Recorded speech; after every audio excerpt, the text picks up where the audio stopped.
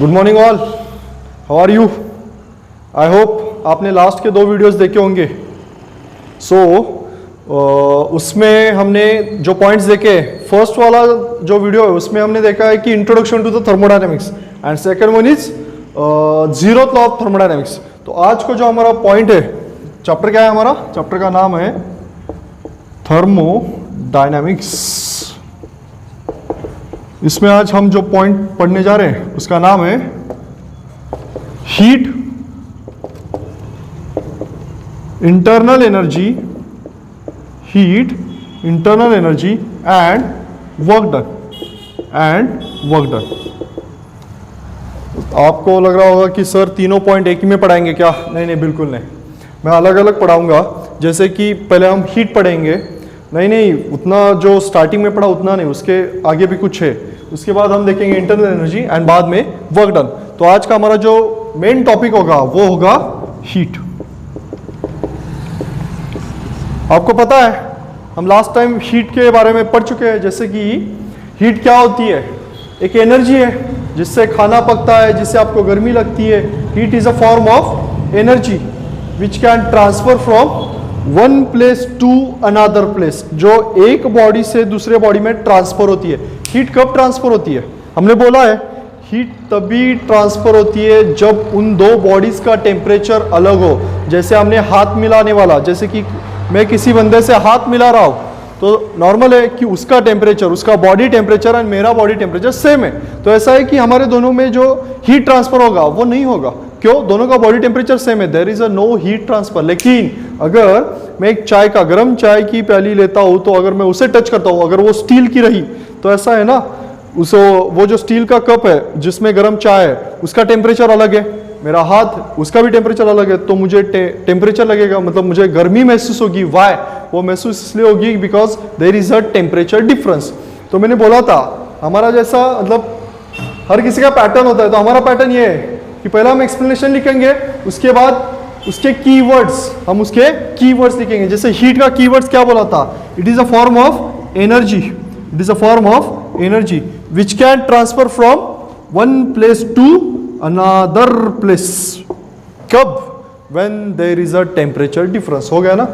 जब आप ये 3 वर्ड्स पढ़ते हो, it is when there is a temperature difference, when there is a temperature difference। Finish, इतना ही है। It is a energy, type of form of energy which transfer from one place to another place when there is a temperature difference। Done. तो heat को हम denote करते हैं by Q, by letter Q, symbol Q।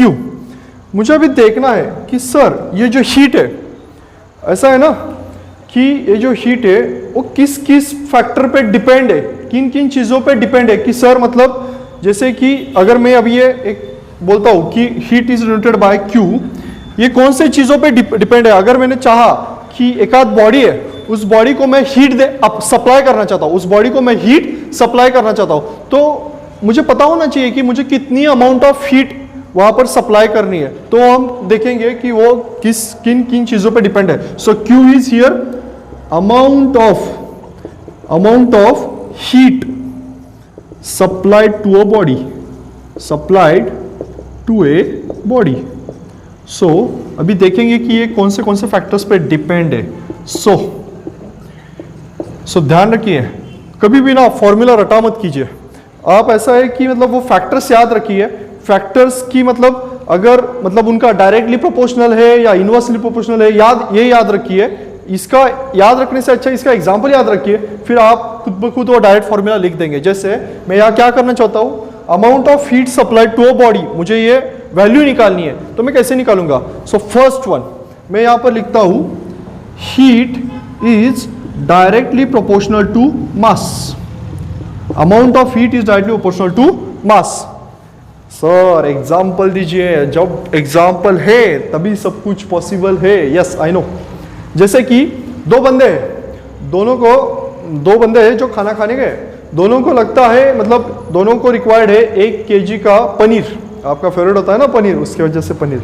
चले, क्योंकि हम सब ये जो कुछ भी कर रहे हैं संसार में, जो कुछ भी हो रहा है वो सब खाने के लिए थोड़ी है, खाने के लिए ही है। हाँ डन। सो मैं क्या कर रहा हूँ, मैं बोल रहा हूँ एक एग्जांपल कि दो लोग हैं, दो लोगों को कितना पनीर चाहिए, 1 केजी पनीर चाहिए, और दूसरी तरफ 50 लोग हैं। कितने लोग हैं? 50 लोग, और उनको चाहिए 25 किलो पनीर। कितना? 25 किलो। तो मैं क्या बोल रहा हूँ, 1 केजी पनीर और दूसरी तरफ है 25 केजी पनीर। ऐसा है ना, ये जो 1 केजी पनीर है वो 15 मिनट में मतलब पक के तैयार हो जाएगा।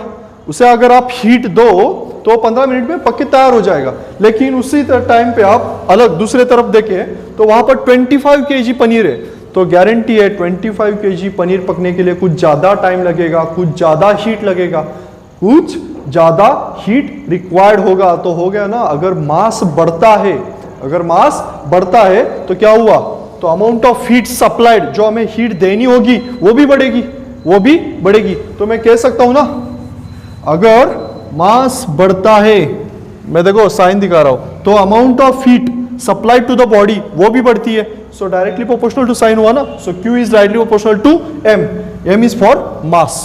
अभी सेकेंड देखेंगे।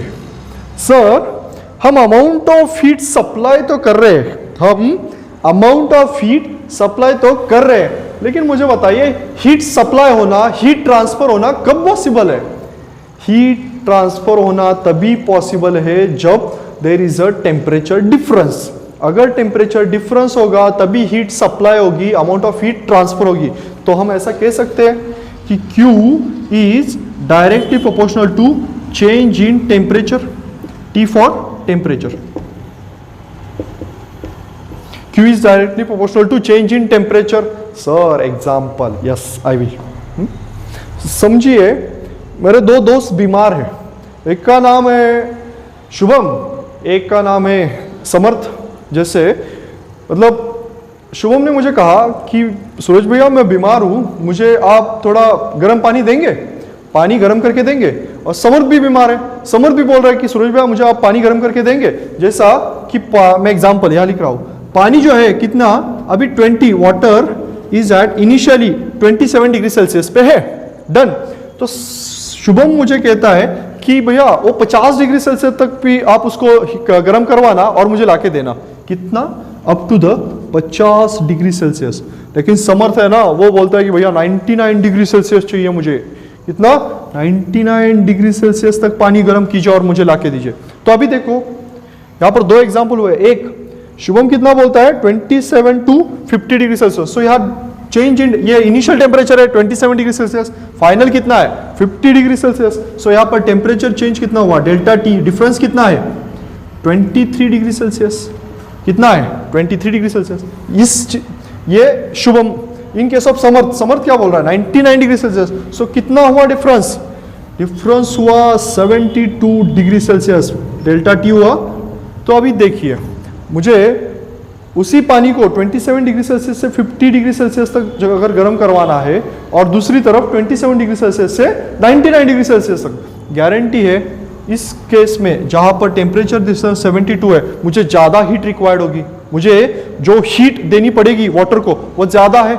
सो मैं कह सकता हूँ अगर टेम्परेचर डिफरेंस ज़्यादा है तो अमाउंट ऑफ हीट सप्लाइड भी ज़्यादा है। तो मैं ऐसा लिख सकता हूँ क्या, उसकी वजह से मैंने यहाँ पर लिखा है heat is directly proportional to change in temperature. अगर टेम्परेचर डिफरेंस बढ़ता है तो अमाउंट ऑफ हीट सप्लाई बढ़ता है। आई होप आपको ये दोनों पॉइंट समझ में आ गए होंगे, एक mass and second one temperature. अभी देखेंगे थर्ड वाला, दैट इज, एक पॉइंट लिखता हूं, अब देखिए फिर मैं बताऊंगा, एक्सप्लेन करूंगा जरूर। Q is also directly proportional to C, that is specific heat capacity, specific heat capacity. देखिए दोस्तों, मैं बहुत दिल से कह रहा हूं, जैसे कि यहाँ पर है ना बहुत कुछ ऑब्स्ट्रक्शंस है, मतलब जैसे कि ट्रेन का आवाज बीच में आता है और एल्स मैं ये वीडियो कट, मैं मतलब है ना मैं रुक सकता हूँ, पॉज कर सकता हूँ, मैं बाहर जा सकता हूँ, बाद में आके फिर वीडियो बना सकता हूँ। बट ऐसा है ना, जब हम बना रहे हैं ना, जब मैं एक कंटिन्यूटी में हूँ तो ऐसा है कि मैं मैं एक सुर में हूँ। ऐसा है कि मतलब मैं ये नहीं करना चाहता, अगर मैं कट करूँगा ना तो जो मेरा अभी ये जो इंटेंसिटी है ना वो एक तो कम हो जाएगा, ये चेंज हो जाएगी, मुझे वो नहीं चाहिए। मुझे, मैं अभी जो मतलब दिल से पढ़ा रहा हूँ ना, वो मैं पढ़ाना चाहता हूँ। आने दो कितने भी ऑब्स्ट्रक्शंस, हम नहीं झुकेंगे। डन। हाँ सॉरी, थोड़ा ज्यादा बोल देगा होगा, I am sorry. Done. So Q is directly proportional to C, that is specific heat capacity. Sir C का मतलब थोड़ी ना हमें पता है, स्पेसिफिक हीट कैपेसिटी। तो अभी अरे हम बेसिक का बेसिक पढ़ने वाले हैं, तो स्पेसिफिक हीट कैपेसिटी भी पढ़ेंगे, फिर दिखाएंगे कि वो कैसे डायरेक्टली प्रोपोर्शनल है। डन। सो अभी हमें क्या देखना है, ये रफ कर दूं, specific heat capacity. It is denoted by CS. Okay, done. C कभी कभार C में, कभी कभी S से डिनोट करते हैं। सो पॉइंट क्या है, specific heat capacity that is denoted by C. Done. समझिए, मैं एग्जांपल देना चाहूंगा। अपना पैटर्न ही है, पहला एग्जांपल बाद में आएगा स्टेटमेंट। हाँ करेक्ट है। डन। तो अभी हम क्या देखेंगे, जैसे मैं तो एग्जांपल लेता हूं। एक मैंने क्या कर दिया, मैंने 1 kg वाटर लिया। सर वाटर थोड़ी ना केजी में होता है, अरे ले लो भाई, मान लो 1 kg of water, 1 kg of water एक तरफ, और दूसरी तरफ लिया 1 kg ऑफ स्टील। क्या लिया है, 1 kg ऑफ स्टील। डन। अभी देखो ये दोनों का टेम्परेचर जो है ना, वो अभी एट अ रूम टेम्परेचर है, दैट इज 27 डिग्री सेल्सियस। कितना है दोनों का temperature, 27 degree Celsius. It is a initial temperature. Initial temperature, एक तरफ क्या है, वाटर है, एक तरफ है स्टील। दोनों का मास सेम है, that is 1 kg 1 kg 1 kg 1 kg। अभी मैं क्या करता हूं, मुझे वो जो टेम्परेचर है ना 27 डिग्री सेल्सियस, अभी मैंने क्या किया है, यूनिट मास, सेम मास वाले दो चीजें लिए, एक वाटर और स्टील। अभी मैं क्या करता हूं, मैं टेम्परेचर राइज करता हूं बाय 1 डिग्री सेल्सियस। इनिशियल कितना था 27, मुझे अभी कितना करना है 28 डिग्री सेल्सियस। दोनों का टेम्परेचर कितना करना है फाइनल, 28 डिग्री सेल्सियस। तो ऐसा है कि मैं इन दोनों का temperature by 1 degree Celsius increase करना चाहता हूं। 1 डिग्री सेल्सियस से टेम्परेचर क्या करना चाहता हूं, इंक्रीज करना चाहता हूं। गारंटी है अगर आपको टेम्परेचर इंक्रीज करना है तो आपको अमाउंट ऑफ हीट सप्लाई करनी पड़ेगी, अमाउंट ऑफ हीट सप्लाई करनी पड़ेगी। मैं ऐसा नहीं कह सकता कि सर जो अमाउंट ऑफ हीट सप्लाई हम करेंगे फॉर 1 डिग्री सेल्सियस राइज होने के लिए, वो दोनों को चेंज, दोनों के लिए अलग अलग वैल्यू होगी, दोनों के लिए अलग अलग वैल्यू ही होगी, सेम नहीं होगी। क्योंकि वाटर जो है वो किसी और मॉलिक्यूल से बना है, H2O अलग एटम से, स्टील जो है उसका जो बेसिक यूनिट्स है वो अलग है। तो ऐसा है कि नाम देखो क्या था, नाम देखो क्या था, that is specific heat capacity. तो मैं ये ऐसा नहीं कह सकता कि ये जो वाटर है उसका टेम्परेचर 1 डिग्री सेल्सियस से राइज होने के लिए कुछ अलग हीट लगेगा, और उसी तरफ अगर स्टील है उसका टेम्परेचर 1 डिग्री सेल्सियस से राइज होने के लिए अलग हीट लगेगा। देखो दोनों का मास था सेम, दोनों का टेम्परेचर इनिशियली था एट 27 डिग्री सेल्सियस, दोनों का अभी टेम्परेचर हो गया है 28 डिग्री सेल्सियस। लेकिन जो अमाउंट ऑफ हीट हमने सप्लाई की, heat supplied, that is Q1 to water, Q2 to steel, ये दोनों की वैल्यू अलग अलग ही आएगी, अलग अलग ही आएगी। तो वो क्या है, वही तो नाम है ना, देखो नाम देखो, स्पेसिफिक। स्पेसिफिक, हर चीज की स्पेसिफिक वैल्यू, किसकी वैल्यू, हीट की वैल्यू, क्या, कैपेसिटी, कैपेबिलिटी।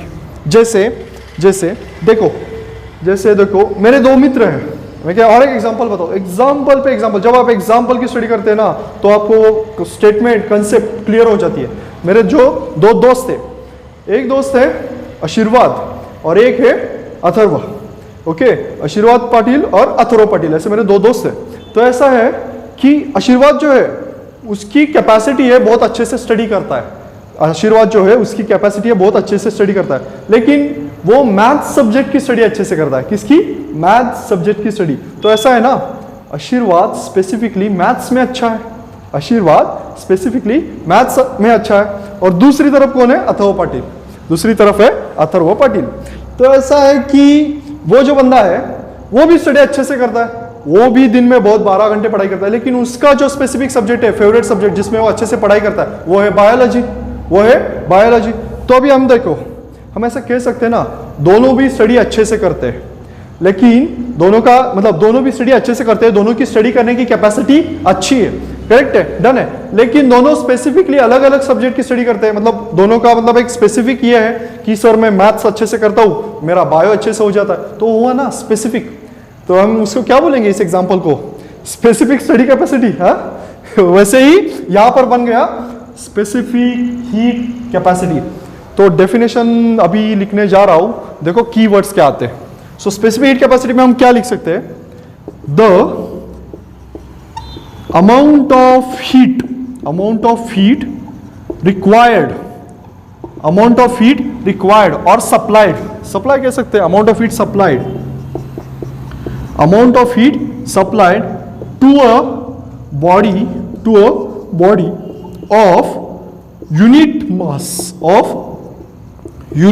mass, हमने वहां पर 1 kg लिया था ना, 1 kg water, 1 kg steel, the amount of heat supplied to a body of unit mass to rise a temperature, to rise its temperature, पहला उसका टेम्परेचर 27 डिग्री सेल्सियस था, हमने कितना किया 28 degree. So to raise its temperature by unit यानी क्या 1 unit degree Celsius, the amount of heat supplied to a body of unit mass to raise its temperature by unit degree Celsius known as specific heat capacity. जैसे मैंने कहा कि water के लिए specific heat capacity अलग होगी and specific capacity for steel अलग होगी। फॉर योर काइंड इंफॉर्मेशन याद रखिए, ध्यान रखिए, C specific heat capacity for a water is always greater than specific heat capacity for a steel. ध्यान रखिए, वो मैं एक्सप्लेन करूंगा बाद में। डन। तो आज हमने अभी क्या पढ़ा, हीट का डेफिनेशन, बाद में पढ़ा कि जो हीट है वो किन किन चीजों पे डिपेंड है। अरे हमने अभी तक फॉर्मूला नहीं लिखा, तो मैंने अभी क्या लिखा है, उसमें एक फैक्टर आ गया था। पहला फैक्टर था जैसे कि हीट किस पे डिपेंड है, अमाउंट ऑफ हीट। पहला फैक्टर था मास, दूसरा था चेंज इन टेम्परेचर डिफरेंस। अभी तीसरा कौन सा आया है, स्पेसिफिक हीट कैपेसिटी, जो हर चीज के लिए अलग है, हर चीज के लिए अलग है। और स्पेसिफिक हीट कैपेसिटी हमने कहा क्या कहा है कि मतलब आराम से याद रखिए कि कुछ मास है, यूनिट मास, जिसका टेम्परेचर 1 डिग्री सेल्सियस से राइज होने के लिए जितना भी हीट सप्लाई करना पड़ता है ना, उसी को बोलते हैं स्पेसिफिक हीट कैपेसिटी। दोस्तों, मैं इसके वाइस वर्सा भी कह सकता हूं, करेक्ट है, मैं इसके वाइस वर्सा भी कह सकता हूं। जैसे मैं अभी रफ कर देता हूं, देखिए और एक बार देखिए, मैं ऐसे इसके देखिए जैसे कि ये कुछ मैं हीट लेवल रख रहा हूं। ये क्या है, हीट ओके, हीट का लेवल दिखाता है ये। जैसे एक आध बॉडी है, क्या है, एक आध बॉडी है जिसमें ऑलरेडी इतनी हीट है, जिसमें ऑलरेडी इनिशियली पॉइंट पे उसका इतना इनिशियल पॉइंट है जहां पर इतनी हीट है, और उस टाइम पे उसका टेम्परेचर है 27 डिग्री सेल्सियस। कितना है, 27 डिग्री सेल्सियस। अभी मुझे कुछ ना कुछ हीट तो उसे सप्लाई करनी पड़ेगी, for what, to raise the temperature by 1 degree Celsius. तो मैंने इतनी हीट सप्लाई की, जो इनिशियली इतना था उसमें मैंने इतनी हीट सप्लाई की। इतना हीट सप्लाई की। तो अभी टेम्परेचर कितना, ये हो गया फाइनल पॉइंट, अभी अपना टेम्परेचर कितना है, temperature is equal to 28 degree Celsius. तो हमने क्या पढ़ा था, the amount of heat supplied to a body to raise the temperature by 1 degree Celsius, correct है। मैं अभी ऐसा नहीं कह सकता हूं, अगर सुनिए, मेरा इनिशियली बॉडी 28 डिग्री सेल्सियस पर है। अभी देखिए मैं क्या बोल रहा हूं, अगर मेरा इनिशियली बॉडी 28 डिग्री सेल्सियस पे है और मुझे टेम्परेचर ड्रॉप करना है बाय 1 डिग्री सेल्सियस, मतलब कितने तरफ, फाइनल क्या होना चाहिए मेरा, 27 डिग्री सेल्सियस, करेक्ट है। तो गारंटी है ना, मैंने जितनी बाद में हीट अप्लाई की थी, सप्लाई की थी, वही हीट मुझे रिजेक्ट करनी पड़ेगी। डन करिए, नहीं आ गया कि नहीं, अगर तो मैं क्या कह सकता हूं, यहां पर हीट सप्लाई की जगह हीट हीट रिजेक्टेड। तो मैं और एक जैसे मैं डेफिनेशन बोल सकता हूं, the amount of heat rejected, the amount of heat rejected by a body of mass unit of unit mass by of a unit mass to decrease a temperature, to decrease or fall a temperature by 1 degree Celsius, उसे क्या कहेंगे आप? Specific heat capacity. जैसे मैं यहां पर लिखता हूं amount of heat rejected, amount of heat rejected by a body of unit mass, by a body of unit mass to drop a temperature, to drop a temperature by 1 degree Celsius known as specific heat capacity। हो गया कि नहीं? Done. Hush. सो अभी हम final में एक point बोल सकते हैं, हमने तीनों फैक्टर देख लिए, तो मैं अभी ऐसे नहीं कह सकता the amount of heat supplied to a body Q, amount of heat supplied to a body is equal to the MC delta T, MC delta T, M for mass, C for specific heat capacity and T for delta T for temperature difference, यहां पर आपको एक formula derive हो गया, लेकिन आप जब numerical solve करते हैं ना नीट जेईई एग्जाम में, तो वो कभी directly amount of heat supply नहीं पूछेंगे, वो पूछेंगे कि what is the specific heat capacity of that substance और मैटर। तो हमें और एक फॉर्मूला मिल गया। सो यहां हम ऐसे लिख सकते हैं C, that is specific heat capacity, is equal to C, ये छोड़ के बाकी सब टर्म्स यहां पर डिवाइड में आ जाएंगे, तो क्या होगा? Delta Q change in heat. अरे हम हीट सप्लाई करते जा रहे हैं तो हीट बढ़ती जा रही है, ऐसा है ना। So delta Q upon M delta T, so C is equal to delta Q upon M delta T. This is also one formula for specific heat capacity, specific heat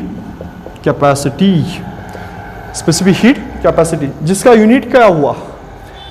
एक बात बोलूं, जैसे आपको ये वाला देखिए, पहला हीट का यूनिट क्या होता है? जूल। हीट का यूनिट क्या होता है? जूल। मास का यूनिट क्या होता है? केजी।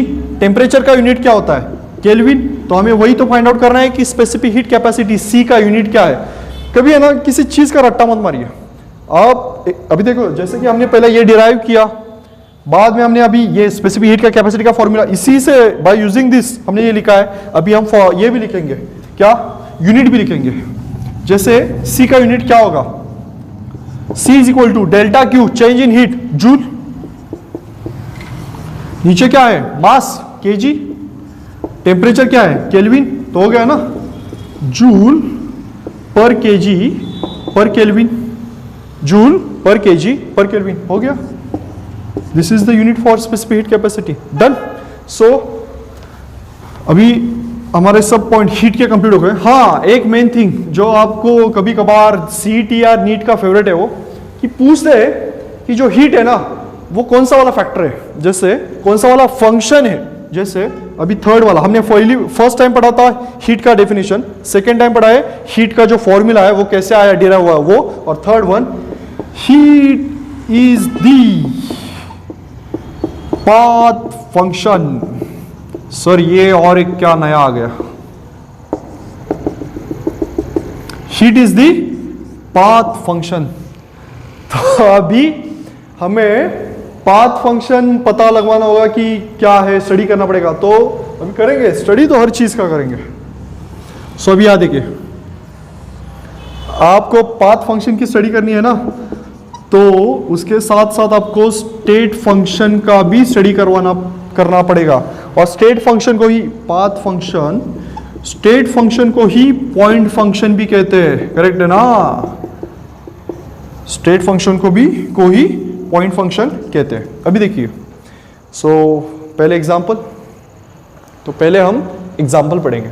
जैसे कि मैं एक पॉइंट एक जगह पे हूं, जगह का नाम है ए, जगह का नाम है ए। मैं इनिशियली एट ए पे खड़ा हूं आराम से, और मैं जाना चाहता हूं एट बी जगह पे, एट बी जगह पे। तो ऐसा है कि मेरा जो दोस्त है, मेरा एक दोस्त है, अमन जो मुझे कहता है कि सर आप A to B के लिए जाने के लिए फ्लाइट का इस्तेमाल कीजिए। कहां से, किसका, फ्लाइट का इस्तेमाल कीजिए और इस पाथ से जाइए। तो मैं यहां से जा रहा हूं फ्लाइट से। वहीं पर मेरा दूसरा दोस्त है सूरज जो बोलता है कि सर इतना पैसा क्यों गलाना है, हम टू व्हीलर से ही चले जाते। तो मैं A to B से जाने के लिए किससे गया, टू व्हीलर से, by using different path, correct. वही मेरा तीसरा दोस्त है आशीर्वाद जो बोलता है कि सर हम आराम से समय बिताते बिताते जाएंगे लंबे से by using four wheeler, by using four wheeler. तो देखिए दोस्तों यहां पर देखिए मैं ए से निकला हूं, मुझे जाना है बी। ए क्या है, मेरी इनिशियल अवस्था, इनिशियल स्टेट जहां पर मैं खड़ा हूं। बी क्या है, मेरी फाइनल पोजीशन, मेरी डेस्टिनी जहां पर मुझे जाना है। तो ये दो स्टेट हुए ना, स्टेट ए स्टेट बी, मुझे ए से निकलना है बी तक जाना है। लेकिन अमन कहता है कि फ्लाइट से जाएंगे, वो बोलता है कोई और पाथ लेंगे। सूरज बोलता है कि टू व्हीलर से जाएंगे, तो मतलब वो बोलता है कि भाई और किसी पाथ से जाएंगे। आशीर्वाद कहता है कि फोर व्हीलर से जाएंगे, वो बोलता है और किसी पाथ से जाएंगे।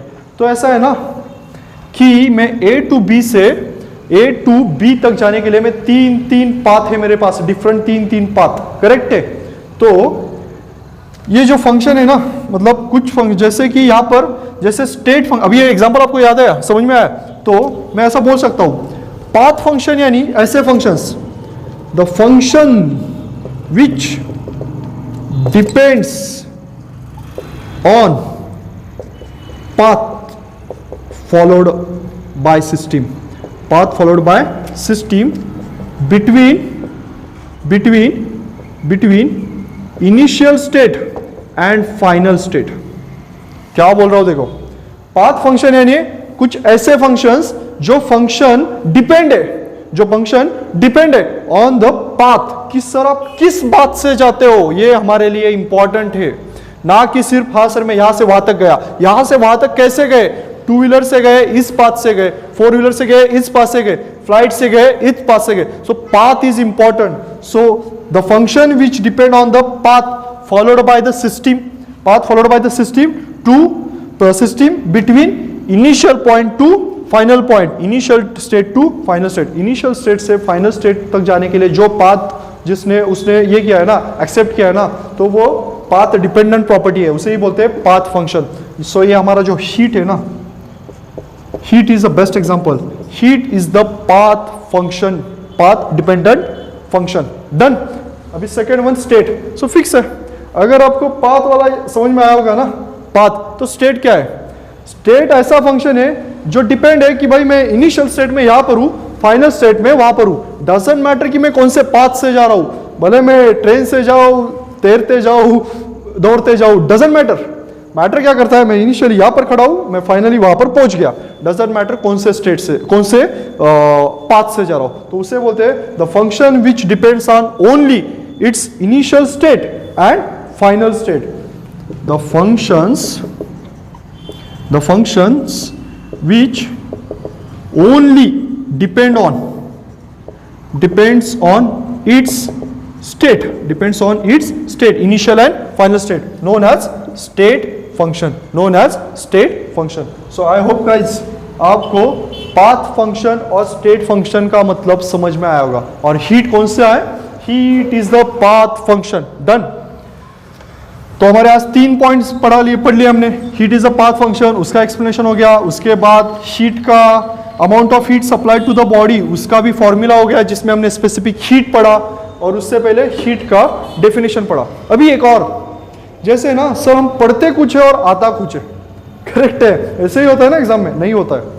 आप पढ़े ना बेसिक से, क्यों होगा, जैसे कि एग्जाम में जब न्यूमेरिकल आता है ना, तो वो न्यूमेरिकल का जब, जैसे मैंने बाद में कहा था कि heat is a measured in, heat का यूनिट क्या है, जूल, लेकिन इन्होंने देते हैं कैलोरी में।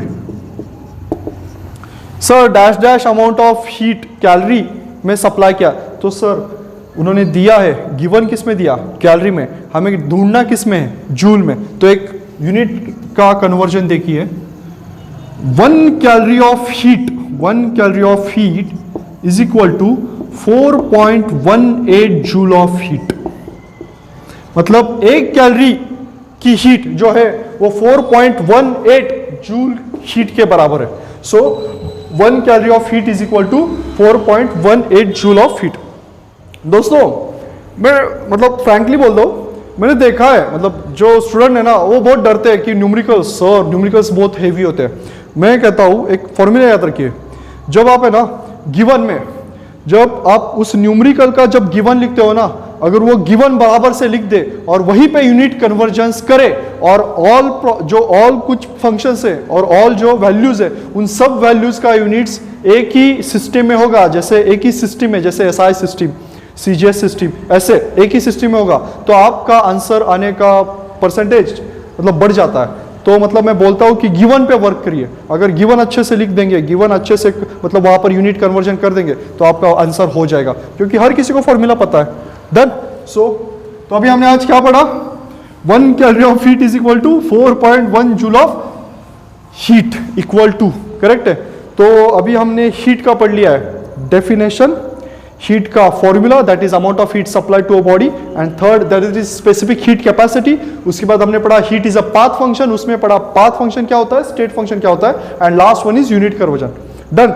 सो दोस्तों मैं चाहता हूं कि आप जो है ना स्पेसिफिकली स्टडी करें, स्पेसिफिकली। तो अभी आप इस लेक्चर में हीट का स्टडी अच्छे से कर लेना, हम नेक्स्ट लेक्चर में देखेंगे what is internal energy. Done.